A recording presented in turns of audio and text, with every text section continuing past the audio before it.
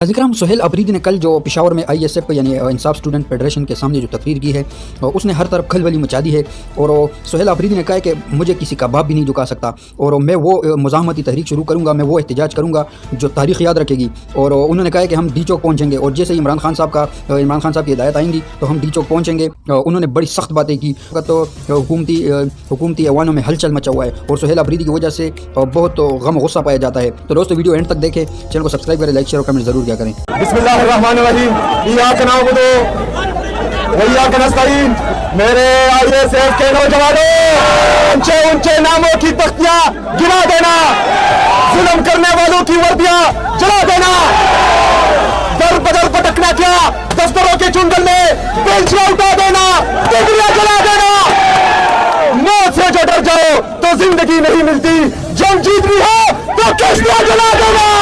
इंसाफ federation आप पूरे पाकिस्तान की ताकत बन चुका है। पाकिस्तान में अदालतें मफलूज हो चुकी है, जमहूरियत खत्म हो चुकी है, आईन और कानून की बालादस्ती नहीं है। तो मेरे अजीज पाकिस्तानियों, मेरा ISF के नौजवानों, आखिर में कौन सा रास्ता हमारे साथ रहता है?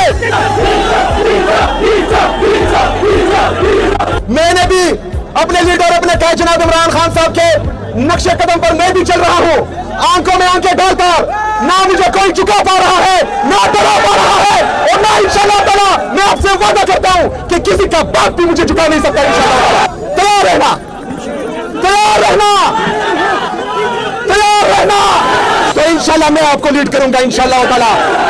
और पाकिस्तान में हकीकी आजादी की है जदोजहद, आईन और कानून की बालादस्ती, आजाद अदलिया की बहाली, आजाद मीडिया की बहाली इंशाल्लाह ताला पाकिस्तान का ये नौजवान लेके आएगा इंशाल्लाह ताला।